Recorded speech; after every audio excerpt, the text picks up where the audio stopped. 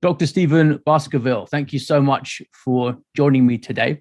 We'd like to hear all about your new book, which I have a copy of here, A Gentleman's Guide to Manners, Sex, and Ruling the World. And this is a book which I think is sorely needed today. Tell us a little bit about why you decided to write it, please. Well, it's actually a very old genre, but I've written kind of a new version of it. I have an academic background, and I've written a number of semi-scholarly books. They're not too esoteric. I try to make my books readable, but they are kind of heavy, and sometimes people find them a little bit heavy going. Some people have even said that the subjects I write about gender relations and men and women and the sexual revolution, a lot of people find these topics kind of depressing, a little kind of heavy going. So, and I don't really spend a lot of time in my previous books telling people what they can do about it. I try to expose the evils and let them figure it out. So I went to the other extreme this time, and I tried to write a book that starts with the first person. So it starts with the individual and a kind of self-help book, although it's, as I say, it's an old genre and they wouldn't have called it that. But it's something that, what is the steps that you can do? What can you do to improve both yourself and your own status in life, and also to make a difference in the world around you? So that was kind of the idea. It's a book written in the second person. There's a lot of yous in it, and that's the idea.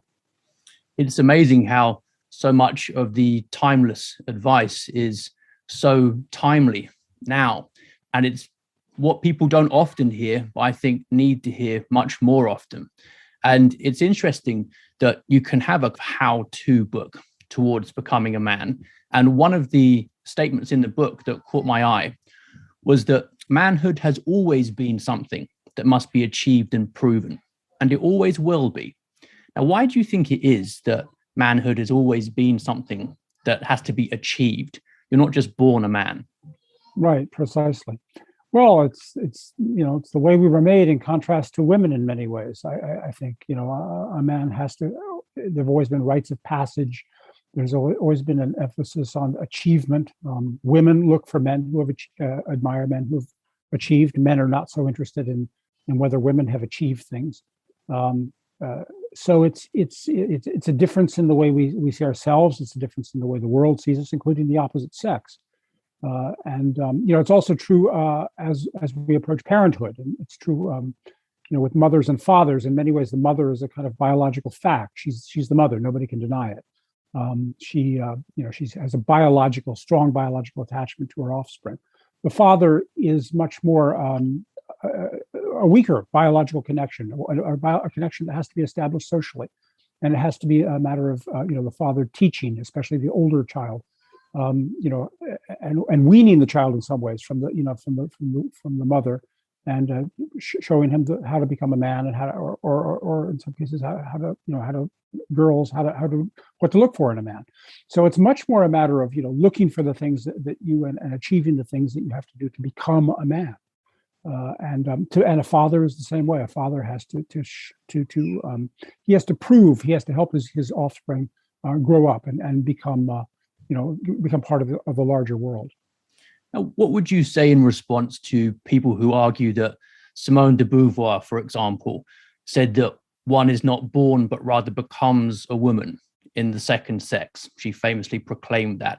Now, it sounds like she's saying the same thing as you are there, that you have to become a man and also become a woman, but you don't think it's quite the same. I would say it's not the same. I would have to look at the context and see how she puts that and what her argument is, because I'm afraid that I haven't looked at that for a while. So that's a very interesting point. I'm sure there are I'm sure there's some truth in that, but I think it's vastly different for a man. And again, what women look for in men is very different than what men look for in women. Yeah, I think that her argument would be that there's a sense in which woman is a cultural, social construct. And you were saying that some aspects of masculinity are also socially constructed, but that it's not entirely, that it's partly based in biology. Yeah, I think it is largely, in many ways. I hate to use that phrase, social construct, but it is in some ways. I mean, people are always, ever since the beginning of time, people have always had to work somewhat to shore up the father-child bond. The father is the weakest link in the family, chain connection, as Daniel Emnaeus and others have argued over the years. And the father is the one that is most easily removed from the family, and this is why we see today this epidemic of fatherless children. As you say, this is a large part of why the book was written, was to to try and make up. Many of the things in the book are things that traditionally a father says is passed down from a father to son. And that's never been 100% reliable, and it's especially unreliable today. So there's always been this tendency for men, older men especially, to write books like this, giving guidance to younger men, sometimes men who didn't have fathers, or men from the lower classes, if you like, who were trying to enter the respectable classes and working their way up through the social ranks. So it's a genre that goes back to the Renaissance or even earlier. But it's especially, as you say, it's especially needed today. You made the important point that there's a more fundamental connection between a mother and a child than there is between a father and a child. And in fact, only the mother is necessarily present at birth. The father could be elsewhere, anywhere. So one of the things that culture has traditionally tried to do is to strengthen that role of the male as integral to the family. But it feels that nowadays, if anything, that is under attack. You write that manhood is threatened by a hostile culture today. What are some of the main ways in which you think today's culture is hostile? And more importantly, why is it so hostile? Yeah, that's a good question. Well, men have always been insecure about their masculinity. There's no doubt about that. I mean, it's part of the nature of it. Men have always had to, as I say, improve their masculinity, augment it in many ways. But traditionally, men tended to feel insecure in relation to other men. In other words, the main threat to your masculinity and your feelings of inferiority come from another man's masculinity, and the feeling he has more. So the solution to that, of course, is to bolster your own. Trips to the gym or Charles Atlas courses, or fencing lessons. But today it's quite different. It's not the main threat to your masculinity is not the next man's masculinity. It's a culture which, as you say, is hostile to masculinity itself. And there's a number of reasons for this. I think some of it is impersonal forces. Much fewer men are, engaged in manual labor, the use of brawn, agriculture, and construction, and things like that to earn a living. Many more men are involved in the service sector and things like that, which oftentimes, at least on a superficial level, can be done by women as well as men. And many fewer men nowadays serve in the military, which I think has undermined traditional masculinity and the traditional discipline that men were expected to adhere to. But I think all of those play a role. But I think overwhelmingly, the one that is really stronger than any is the political ideologies, which have launched a direct assault on masculinity. And I mean, of course, especially feminism, radical feminism, but also homosexualism. Some people call it, not homosexuality as such, but the political ideology of homosexuality and transgenderism. All of these things are hostile to traditional masculinity, and they're hostile to the very idea of differences between the sexes. And that's why they invent terms like gender and try to gloss over these things. So that's the main. I think overwhelmingly that's the vanguard, the spearhead, if you like, the main threat to masculinity today. Now, what do you think is the root of that hostility? What's its aim?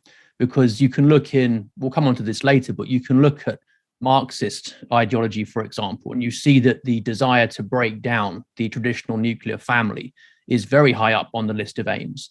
Now, do you think there's a sense in which those movements that you've outlined there also have the destruction of the family as one of the central aims, and that the fatherhead figure is important to achieving that?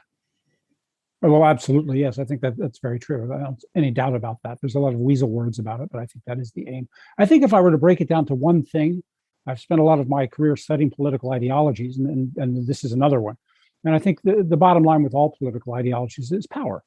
Power. Milovan Djilas pointed this out about communism back in the 1950s. He said that all communism doesn't really have any fixed principles. Everything can be changed. Stalin could change everything, but the one thing that couldn't be changed was the pursuit of power. And that's what that was the bottom line with communism. And it's the bottom line with feminism. You notice how they're, all the principles, the supposedly fixed principles, can go out the window. and feminists can be as sexist as anybody. They claim to abhor sexism, but they're often as sexist as anybody else is when it's to their advantage. So the bottom line is power, and this is a very difficult thing to grasp, but it's absolutely important because traditionally, women, traditionally political thought was aimed at limiting the power specifically of men. I mean, that's what it's been dedicated to. And traditionally in the family, women acquired what power they needed to function in society through the family and through the men in their lives. And there's kind of two ways for a woman to have power. One is to marry a man and be part of a family, which is in many ways a bulwark, a strength, a bastion of privacy and freedom against the state. The second way that a woman has is to rebel against the family, rebel against men, rebel against the religion and the traditional morality, and seek the power for herself outside of it. And that inevitably puts her in competition with men. And so the pursuit of power is, in many ways, as always, the threat. That's what's really undermines our freedom, and it's not really that different in this respect. I think that's a profound point. And the more the family is weakened, the more individuals are likely to rely on the state instead. So it Absolutely. Increases the power of the state. You also say that being a gentleman means accepting responsibility. And that's important for gentlemen, aspiring gentlemen listening now too, because it's all too easy to blame feminism and see yourself as a victim. Now, why is it important to accept responsibility? It's a good question, and it's one that's often answered with platitudes, about cliches about responsibility and leadership and so forth. But it's absolutely imperative. Men are, I don't deny for a minute that men are, in many times, are the victims of what really qualifies as the word oppression, more than a lot of groups. And I've written 2 books about it. So, I think that I do know something about how men are the victims of injustice, not just unfairness, but actual injustice, and very serious rights violations throughout the English-speaking world, and especially the Western world.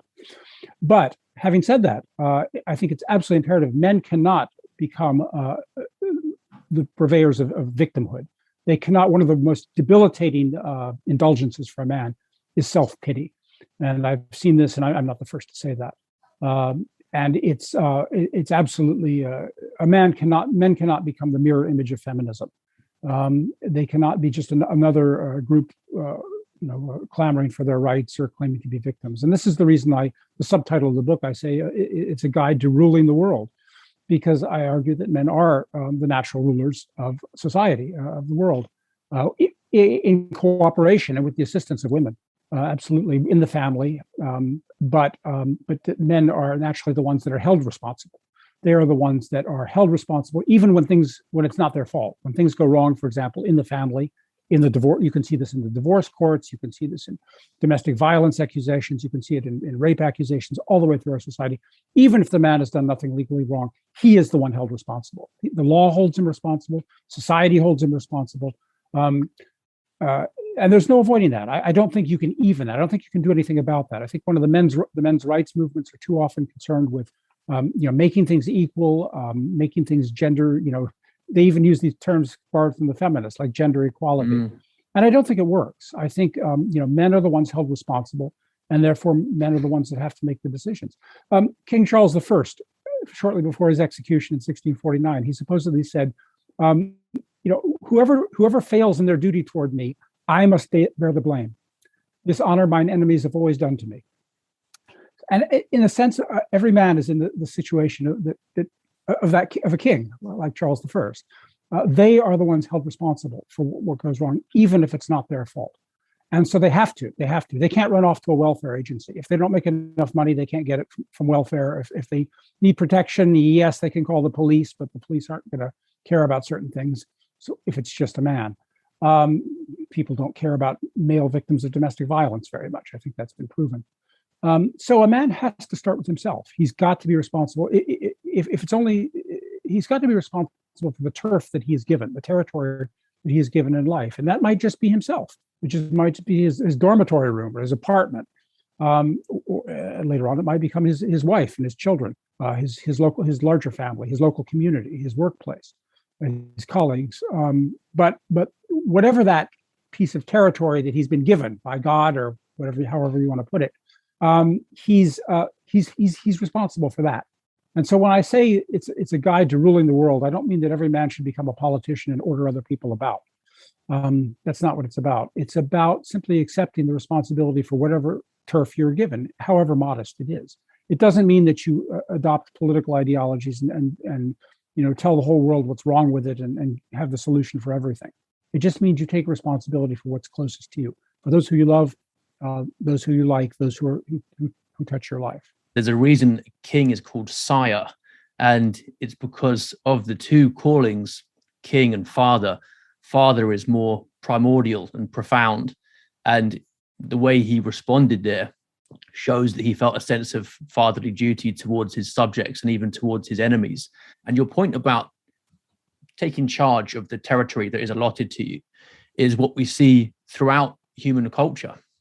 David Gilmour's book on manhood in the making, which is a cross-cultural survey of masculinity, says that the constant he found is that men are seen as having to defend and protect boundaries. And this might be in the physical warrior role, or it might also be the sense of the boundary of your own personal honor or your family's honor. So the way in which you outlined different things men might be responsible for themselves, a room, a college, even up to a country, it's all just different sets of boundaries that need to be maintained and respected. Now, that sounds like very hard work. And you also say that being a man involves strenuous effort, and that men are often ashamed of having to work to improve themselves. Now, where does the shame come from, do you think? Well, I think all of us feel at some level insecure about our manhood. I mean, it's just a feeling that God has put into us to make us acquire more, and that's kind of natural. And so we like to make it appear that whatever masculinity we have is and gentlemanliness too are effortless. That this is just comes to us, and that's kind of in a way part of the ideal. We don't like to admit that we have to. It does take a work, effort, accomplishment. And so that's always been, I think, an element of it. I think the modern culture plays on that and makes us has taken advantage of that feeling and made us feel ashamed for even wanting to be masculine or even wanting to be men. And it's we hear about toxic masculinity and these kind of cliches or masculinities or redefining masculinity, which effectively means abolishing it or diminishing it. The culture plays on that insecurity and makes us ashamed, not just of ourselves as individuals, but the larger membership of the sex that we are a part of, and that's debilitating. That's hard to deal with, because a certain amount of shame has always been used by men toward other men if they're trying to help other men become more masculine, fathers and sons or peers, adolescents. Drill sergeants in the military, you use shame. Shame is the most effective way. You call them a woman and so forth, and you shame them into acting like a man, and that's constructive to a point. But if the whole culture takes that attitude toward men generally, then it's not constructive anymore. It's destructive. A very politically incorrect point there, that the way in which men can bully each other can actually be for their own benefit. And it forces you to man up. The phrase man up now is seen as horrifyingly offensive, and no one should have to man up at all. And that's because the very ideal of masculinity is now in question. And you say that the decline of the gentlemanly ideal has been followed by the decline of the manly ideal. Now, why is the figure of the gentleman mocked and men's aspirations to become more gentlemanly mocked with it? Yeah, that's a good question. That's a little harder to deal with, and I try to in the book a bit. The gentleman is a step above manliness. It's something a little bit more, and I suggest that it's actually something that is really specific, I think, to the English-speaking world. The ideal really grew up in England and was exported in many ways to other English-speaking countries, including places like India and Nigeria. But it really is, if you look at the language, even the French will use the English word gentleman, or the Poles use it, other people Rather than translating it into their language, they will use the English word gentleman because it has connotations in English that it doesn't have elsewhere. And I think it has had an important role in the success, if you like, of the English-speaking world. I mean, if you look at the English gentry of the 17th century, the ones who perpetrated the revolutions and the export of that ideal to places like New England and Virginia during the American Revolution, this ideal of the gentry class, in many ways, it was identified with. And I think some people have argued that with the decline of the gentry class, with the decline of their status and their political power and their wealth, that the ideal of the gentleman has declined with it. I don't think that needs to be true. There is perhaps some truth in that, but I think that all through the ages of the concept of the gentleman is something that has evolved over centuries.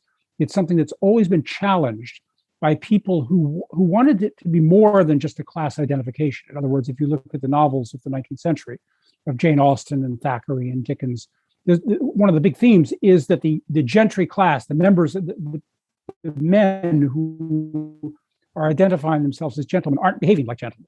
So the idea is that the ideal can't just be a class identification. It has to be infused with ethics and morality. And of course, this is one role of religion. I argue the English Puritans had a big role in that, in infusing the status of the gentleman with the concept of honor and making that from not just how much wealth you have or how much political power or how much status, but how ethical you are and how if you obey God. And so this challenge, this ethical element has always competed, if you like, with the class identification. And I think for that reason, the ideal of the gentleman can outlast. After all, it continued on in America, which at least likes to think of itself as a classless society. And so it is something that can be resurrected today and can be preserved. But we need to sometimes, I argue in the book, it needs to be reformulated a little bit, reworded in ways that modern men can hear. It's an interesting point that you think it can outlast class, because one of the things that might explain why the gentlemanly ideal was arguably unique to England is that anybody could aspire to it. You didn't have to be born into a certain class. It was there for everybody to attain. So in a sense, it transcended class. And you think that could still persist now? That's a very good point. Yes, even in the English context, we think of it as the most class-bound society on earth. But yes, any historian will tell you that the English aristocracy was always an open elite. It was a permeable elite. It's something that people from the lower orders, men from the lower orders, could penetrate. Not easily, maybe. It might take a couple of generations for a wealthy man he might not be accepted socially, but his children would be. So yes, it has been a permeable elite that the newcomers could enter, and provided they showed the right comportment, the right behavior, the right. And that was I think even more so in the colonies, so to speak, in America and Australia and elsewhere. So yes, I do think that is that is an important point. When people hear the word gentleman, they might think of meekness and manners being such that you never dare to cause offense. But it interested me that you say that if you are afraid to offend and anger, then you are not yet fully a man. Now, how is being willing to offend and anger compatible with being a man? Well, good point. This is something that this is a point that is often made in criticism of this ideal, and it's made from both sides. In other words, men's rights activists sometimes reject the concept of the gentleman because they say it means being a doormat. It means letting people walk all over you. And some conservatives, ironically, who have tried to resurrect this ideal in the media, mainstream media, have kind of fulfilled that objection. They often have a very limited, selective idea of a gentleman, in which they do essentially define it as being a doormat and letting people walk all over you. This objection is extremely powerful. I argue that it's actually the essence of a very important part of manhood, including being a gentleman. As Oscar Wilde has supposedly said, a gentleman never offends unintentionally. Yes, again, it goes back to the concept of responsibility. A man, and it goes back to the concept of traditional chivalry, which is much more than just defending the honor of women. It's defending people against any kind of oppression or injustice. So if you are attacked maliciously, and I don't mean constructive criticism, but if you are attacked maliciously, or someone close to you is attacked maliciously, your family, your friends, your work associates, it's your duty as a man to defend them and to speak and not to tolerate that.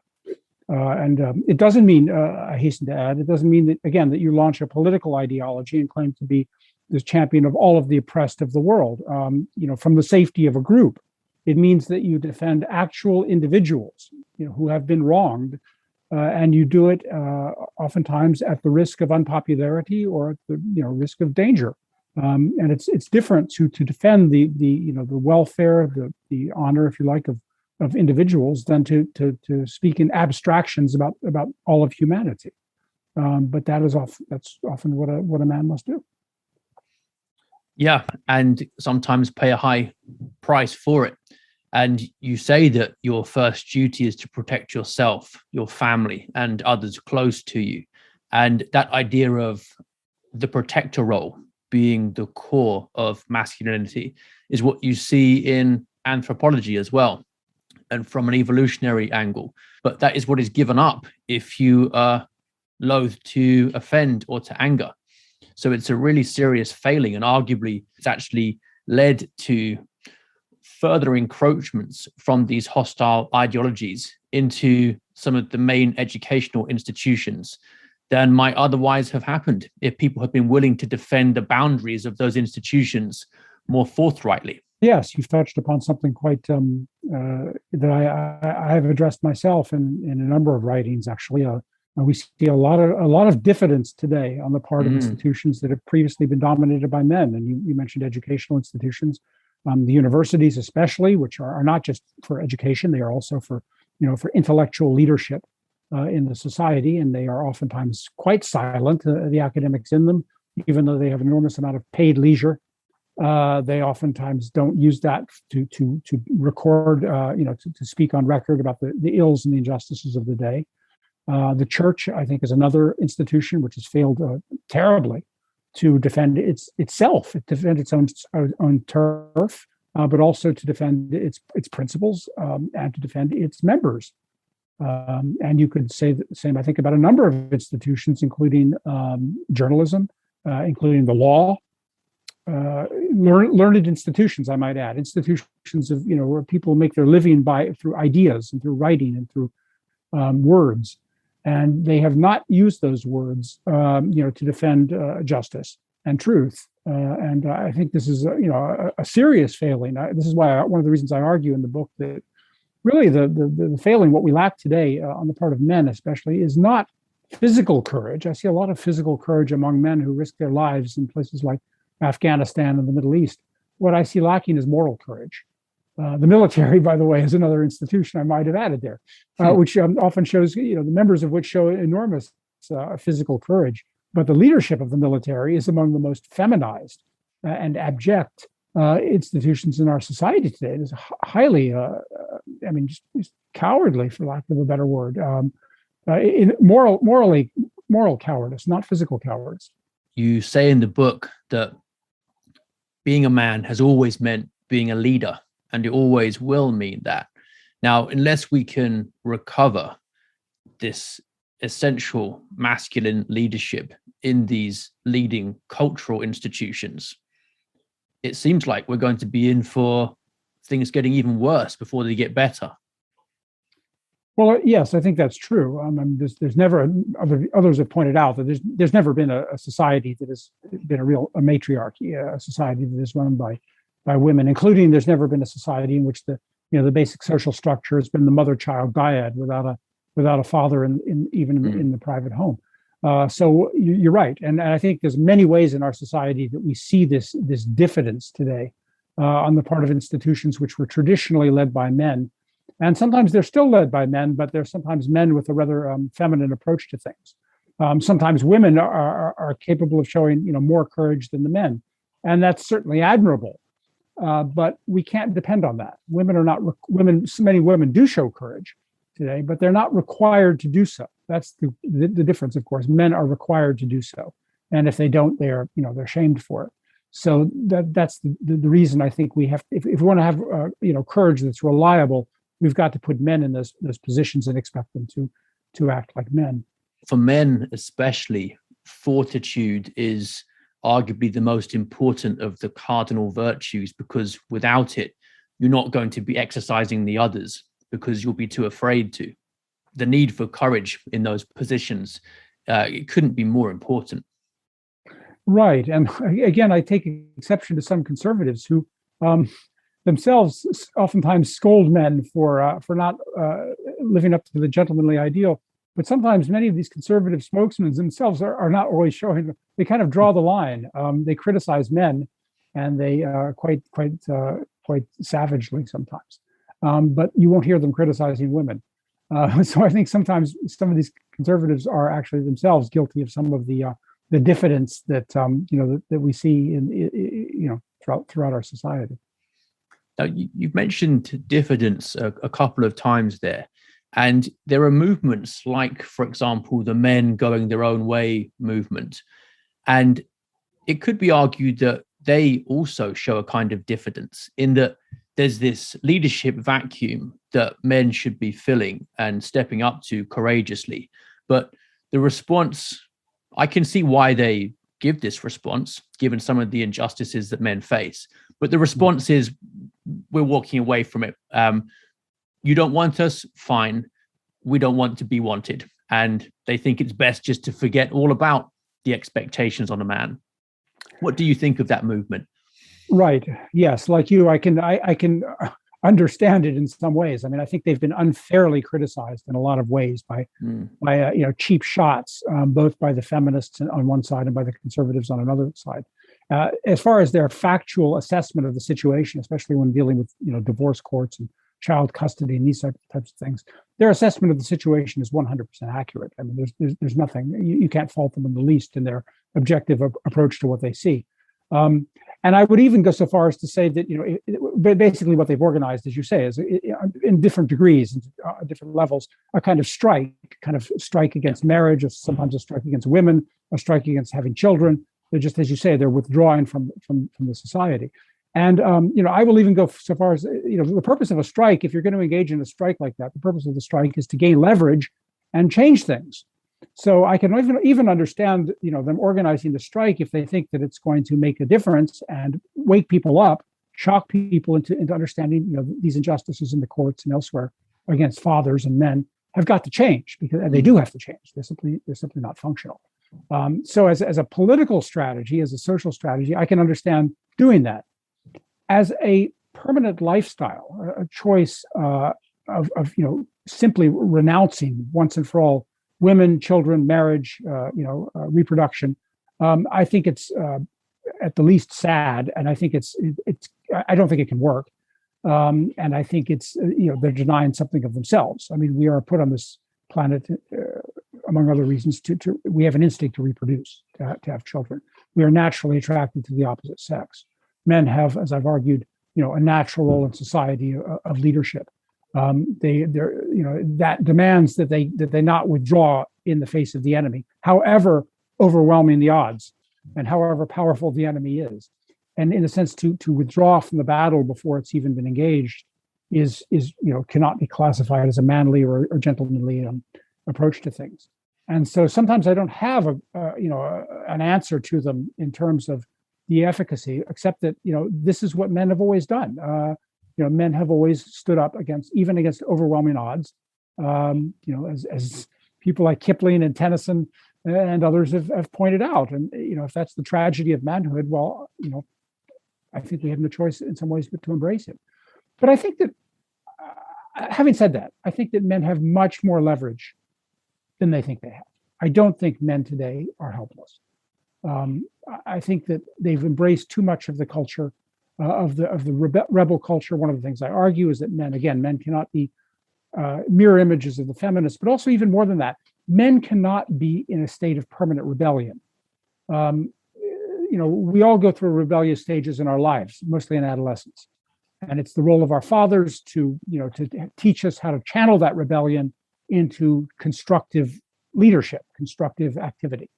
And many men don't have fathers today, so they never go through that process. They never learn that constructive, and they continue that rebellion, that rebelliousness all through their lives, and they never assume this natural role of leadership and ruling.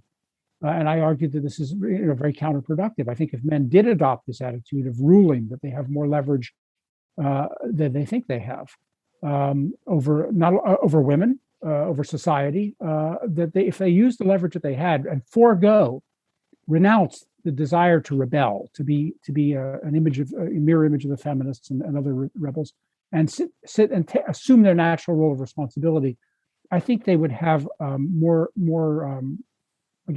leverage than they think they have. Just one example for that I give in the book. I argue, a lot of men nowadays are scolded, both by feminists and by conservatives. They're scolded for letting their eyes wander, especially if they're in the company of a woman, right? A man who's in the company of a woman and he looks at other women. This is obviously not gentlemanly behavior. It's not polite in the least. They're right to be scolded for that. But the corollary to that for a woman, because women, after all, have rules to obey also, and the corollary for a woman is that she shouldn't be dressing in a way that is, sexually provocative. She shouldn't make herself look like a prostitute, especially when she's in the company of a man, and she's insulting that man by doing that, and she's insulting everyone around her. And some men, instead of standing up and taking again the responsible leadership role and saying, "Look, you can dress as you want, but I'm not going to be seen with you like that in a public place." They could say that, and and they yet for the most part they don't. And I want men to see that they have ways of the traditional rules can work in their favor. It can give them strength and authority. Maybe that's the best word, authority, to show those close to them, the woman in their life, the children in their lives, obviously their own children, those close to them. That there is a code of conduct that will give them authority and give them respect and make them listen to. And sometimes a lot of men today, it has to be said, do need to grow out of this adolescent rebellion, I think. I think that's the most important message of the book. And it's interesting when you look at the surveys regarding the results of the sexual revolution, women are more dissatisfied with it than men are. And for men, the sexual revolution on one level just meant lots of easy sex, which they were only too happy to take advantage of. And you make the important point that men need to take responsibility for a lot of the mess that culture is currently in, because they have stepped away from that leadership role. And that also means relaxing some of the rules surrounding female behavior as well. And in some ways, encouraging women to behave in the worst ways that men used to behave, by sleeping around. So the point you make there about there being standards and rules for both sexes, and both sexes have a part in enforcing those, I think should come across very powerfully to young men who still want things to change, but don't want to change themselves. Yeah, that's a very good point. And I put this in terms of, again, like you say, the beginning of, and some of this predated the sexual revolution. Some of it, goes back to the Playboy culture of the 50s. Yeah. But especially with the revolution of the 60s and 70s, as you say, on the one hand, there was the sexual freedom, the Woodstock, the hippies in the mud, and all that, and the free sex, the free love, as they called it. And as you say, too many men latched onto that. And my argument is that was a honey trap. Yeah. It was a trap. And men fell into it, hook, line, and sinker. Hugh Hefner, the founder of Playboy magazine, thought that the feminists were on his side because they were preaching also easy sex and sexual promiscuity. And then they turned against him as an oppressor of women. And so when you accept this easy sex, this free sex, don't be surprised if you wake up the next morning and you're accused, you've got a rape accusation. And yes, it's unjust. You didn't rape anybody. It was entirely consensual, but it's kind of the way things work. There's a cost to these things, and you can't. Men did kind of fall into this honey trap, and sexual responsibility is a big part of freedom. Other kinds of responsibility, things like alcohol, drugs. These are all traps. These are all things, but sex in some ways is the big one. And again, I invoke the English Puritans, the American Puritans. who taught this lesson. I mean, they were the ones that created the ruling class especially in New England, but also in England in the 17th century by teaching the gentry class how to behave themselves, among other ways, sexually. Sexual libertinism is associated with the decline of cultures throughout history. It's one of the main signs of decadence. You say that sexual radicalism grows directly out of economic radicalism and feminism out of Marxism.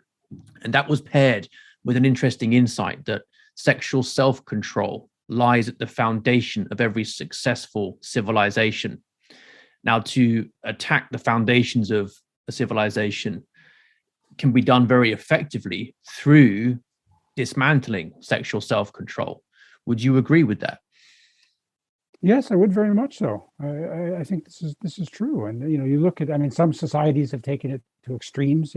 Obviously the Spartans, but again, the Puritans popularized this and spread it throughout the society and taught the gentry class of England and New England how to to get this under control. And you can make it about other examples too. I point out in the book how Frederick Douglass, the slave from Maryland.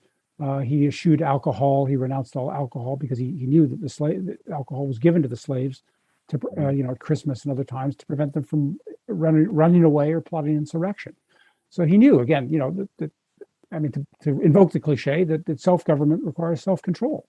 So being a gentleman, and I stress this in the book, it's not just a matter of knowing how to pass the dinner plates or how to blow your nose or shine your shoes. It really is an ethic, and it always has been. An ethic of ruling. If you go back to the early examples, Machiavelli, Castiglione, Thomas Eliot's Book of the Governor in England, they've always been a code for statesmen and for rulers, or simply for later on just for citizens. But still, all of that is a code of conduct for ruling yourself and ruling your society. So those who want to trivialize matters and need to. It's very, very narrow. It's much more important than people give it credit for. And because the family is the fundamental social unit, we can see the failure of governance there very clearly and what it leads to. You write that the poverty in history's most affluent countries does not result from lack of wealth or generosity, but from overindulgence in sexual freedom and from governments who exploit that indulgence by turning poor women and children into welfare addicts to increase their own power. Now, people need to realize that what this really implies is that the choice for women and children isn't really between patriarchy or no patriarchy. It's between the benevolent, loving patriarch of the father or the all-encompassing state. And which is worse? For someone who thinks that all patriarchy is bad, which of the two is worse? I would argue that the form of patriarchy that is preferable isn't bad at all. It's the loving rule of the father as king of the family. But if you don't accept that, then you're not going to be liberated and free. Instead, you're going to be brought under the control or brought into the harem of the state. Yeah, very, very much so. I mean, this is a trend we see in many standard revolutions. I mean, we had, if you look in the French Revolution, you had the rights of man, and that sounded great, but then you had the reign of terror, and sometimes some of it was perpetrated by the same people. So the first is the promise of freedom, and then there's the corollary authoritarianism that comes with it if you're not careful.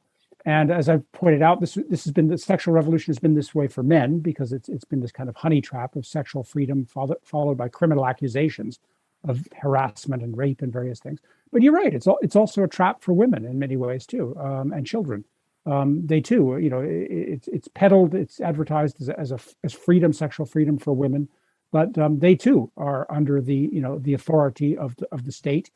In many cases, very many examples of this. I've spoken to conferences where the social workers come. The first thing they do is remove the father, and sometimes at the instigation of the mother, through divorce, and they kick the father out of the house, and they help the mother kick the father out of the house, and then they turn around and take the children away from the mother, too. it's like, so you have to be careful. The lawyers, the social workers, the judges, the whole, well, first the welfare industry, and then after that the divorce industry, many times the same, are highly authoritarian, and they don't, they're no respecter of persons. They don't like men, and they don't like fathers, but they also don't, they'll come down hard on women as well, and on children as well, and they'll put them in abusive foster care situations. So you're right. It's it's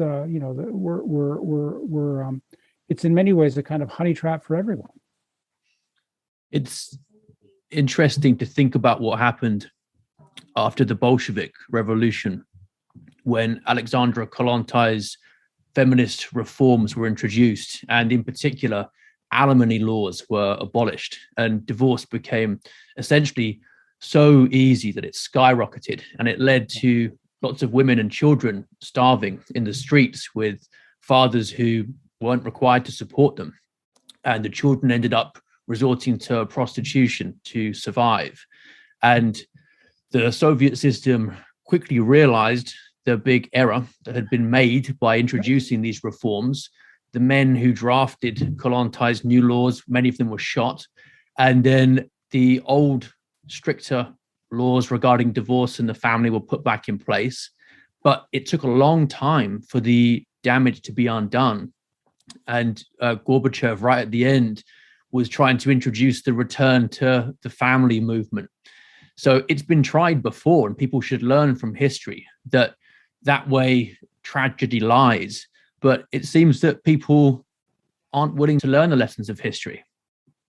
Well, it's a very good point. Yes, and a couple of just add a couple of things to that. First of all, it illustrates the example illustrates how sexual freedom has always been a part of the revolutions, going back to the Bolsheviks, before that to the French Revolution. There was even a little of it in the American Revolution and the English Revolution in the 17th century. So that it was always on the margins. The sexual radicalism was always on the margins of these big political revolutions. But now it's not on the margins anymore. It's claimed its day in the sun. And it's interesting that the even as you say, even the Bolsheviks and the Jacobins had the sense to repeal these laws. But we don't seem to have the sense that they had to realize what we've done. And it's quite shocking the way we have allowed these laws, divorce laws in particular, and creating this hugely expanded welfare apparatus to service these laws, to fund these laws, and to pay for them, rather than repealing them, is quite striking. Because where does it end? I mean, if you follow this forever, it's a exponential growth in the power of the state over the private lives of families and everyone else.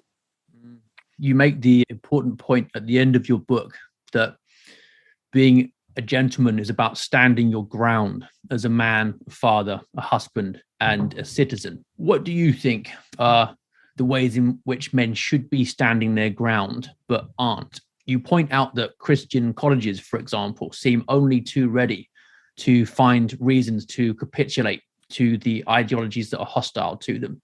Where would you like to see more men standing their ground, and why? Well, I think in just the institutions which they are closest to in their lives. I don't think it means creating big political movements right away. I think men should become involved in their churches. I think they should they should join the men's groups, and more than just the men's ministries are often kind of toxic in the sense that you're expected to bewail your sins, which of course is a healthy thing to do, but there are larger principles involved. Sexual morality in churches need to stand up from the larger principles of the family in, for example, the divorce courts and so forth. So I think men need to reclaim the churches. I think that's one area. As you say, educational institutions. I was listening this week to reports about attacks on American parents in school board meetings, and this idea that American parents are classified as domestic terrorists if they get angry at the school board. Well, I noticed that most of the parents, so-called, were women, were mothers. I didn't see very many fathers involved in this at all, and I think fathers need to be involved in this, in the educational institutions, their schools that their children are involved in, the universities, and so forth. They need to become they need to become aware of what's going on in their education of their children. I think there's areas like the media are being basically today rebuilt from scratch. The media has become so discredited that everybody has become a little journalist themselves. I think this is a very good thing. I mean, shows like this on the internet, men have it within their ability now to, and many of them are exploiting it, to use the media, the social media, the video media, to become journalists in their own right and bypass I think it's extremely important is getting the messages out to more than just the converted and more than just other men. So I think these are all areas where men need to become more active rather than less. The military is another one. I mean, there's only so much you can do in the military as far as rebelling against your senior superior officers. The military thrives on obedience, of course, and command structure. But there are ways, political avenues and public avenues by which we can restore the military to what it should be. And of course, it should be an institution of men. I mean, there's no two ways about it. I mean, it's madness to use the military as a forum for sexual radicalism, whether it's feminism or homosexualism or whatever, transgenderism. So all of these institutions, men need to become involved, and they need to look at the principles that I delineate in the book, and in their own homes and in their own I think women and children respect fathers who are firm. It doesn't mean you have to be dictatorial, but it does mean you have to be firm. I think women, there's a lot of truth in the cliche that women are oftentimes testing men. That women are ambivalent about. They seem to want to challenge men's authority, but they also want men who assert their authority, even to the point of standing up to themselves, to the women. And men, you look at the tough guy movies, not just of John Wayne, but of Humphrey Bogart, for example. That there was always that he didn't hesitate to tell a woman when she was being foolish, and these are all things. I mean, men have got to develop some backbone. They don't have much to lose at this point. That's certainly true. The point you made about mothers on school boards is worth repeating, because in the UK, for example, when there were protests against the LGBTQ ideology in primary schools, it was mostly Muslim mothers who were lining the streets with placards saying that they weren't going to be tolerating it. There were some Muslim men out there too, but there were very few Christian men. And there are Christian reasons for opposing that kind of indoctrination in schools as well. But for it to be mainly Muslim women doing it shows an abdication of male duty, I think. And it's been said that civilizations rot from the head down like fish, and men need to take responsibility for that at the family level first, see where that leads, and then, as you say, extend the boundary outwards to the community and beyond that to the country. I think your own stance there at Eton is certainly, of course, to be commended and to be emulated. And I think the schools, the schools were one of the first institutions to be feminized and to be dominated by women. The public schools, especially the government schools. I actually have become a great believer in single-sex education. I think it's we should be pushing for this more. I think a lot of women agree with this. That we need institutions specifically for men and for boys. Schools and at the university level, of which there are very few remaining. And I think men should not be hesitant about pushing for this, to restore this. I would like to see, I don't know how if there's a movement for that or not, but I think it's very important. And the English public schools, I mean, they've long been, dumped on by a lot of people, both right and left. I've done it myself, criticize the Ivy League and Oxbridge and the elite institutions of our society, and they should be criticized. They should be held to account. But they also, many times they do set a standard, which is often they did set a standard, which is often imitated by others, and even as I point out in the book, sometimes better observed by those outside the schools than the elite schools than those inside the elite school. So, these things I think are need to be, if we're going to have elite schools, and I think there's nothing wrong with it, but they need to show some strength and some backbone, and not peddle a lot of politically correct, virtue signaling. And the tragedy of it is that some of the fashionably politically correct ideas that these elite institutions parade, they might not do as much damage in those elite institutions as they do when they trickle down to other schools and into the broader community. They are described as luxury beliefs by some thinkers, and when they really hit the road and you see what the consequences are, they can be far more devastating than you would guess from looking around Oxford or Cambridge or Eton. Yeah, I actually make a point similar to that in the book. I point out that in many ways, destructive trends in society start with the elite, and they trickle down. I mean, you could look at fashionable, social drinking or fashionable drug use, or these things. They don't, the damage they do in the elite is relatively limited, but as they trickle down to the poor and uneducated, they do much more damage.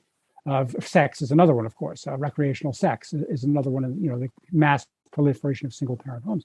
And I argue that some of these fashionable left-wing beliefs are similar to that. Socialism, for example, affluent countries can indulge in socialism to a point because they're wealthy.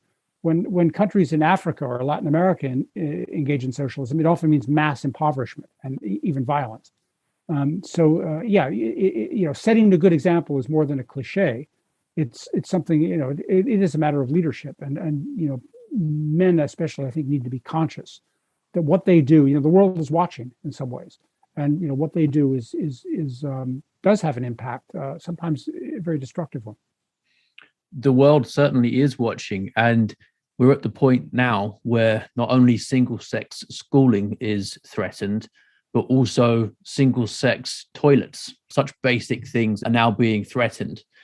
Then hopefully we'll see a return back to sense before long. Yeah, I would like to hope that. It's not clear. Again, the sexual radicals are they're very Bolshevik in the kind of limited sense of that word, in the sense that their methods are pushy, obstructive and ruthless sometimes, and too many people are perhaps too many men are frightened to stand up to them.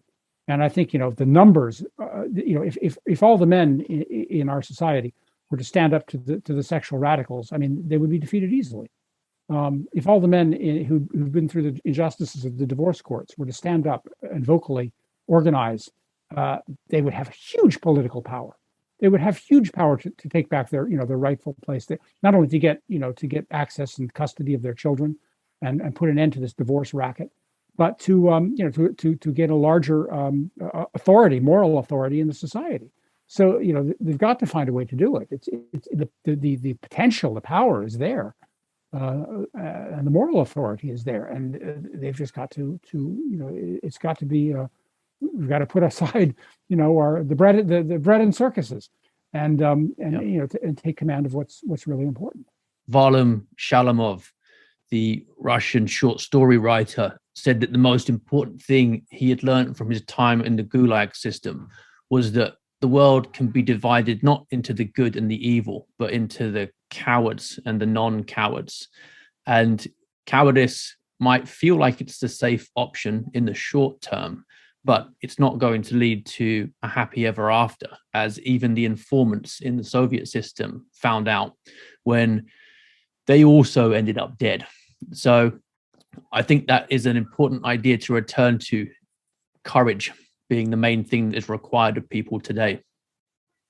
Yeah, that's right, and that's something that that's often very elusive. But I think you're right. We have that's the next book I might write is the general emasculation of our society, and it's very widespread, and it's not limited to when I say the emasculation or the feminization of society, it's not limited to women. It's not one sex even. It's a general malaise that pervades our society, including men, and it's we need to be conscious of it. Aquinas defines effeminacy as the disordered attachment to pleasure, and there's probably a link there with the attachment to sex, but also other forms of pleasure. You mentioned the bread and the circuses, technology, clothes, consumer goods, whatever it might be, valuing those more highly than what we should really be valuing is probably taking us in a very worrying direction. Absolutely. Absolutely. Well, I hope you do write that book. But in the meantime, we have this excellent one for people to reflect on. And I would encourage everybody to purchase a copy and enjoy it. Thank you very much, Dr. Baskerville. Very insightful. Thank you. It's been a pleasure.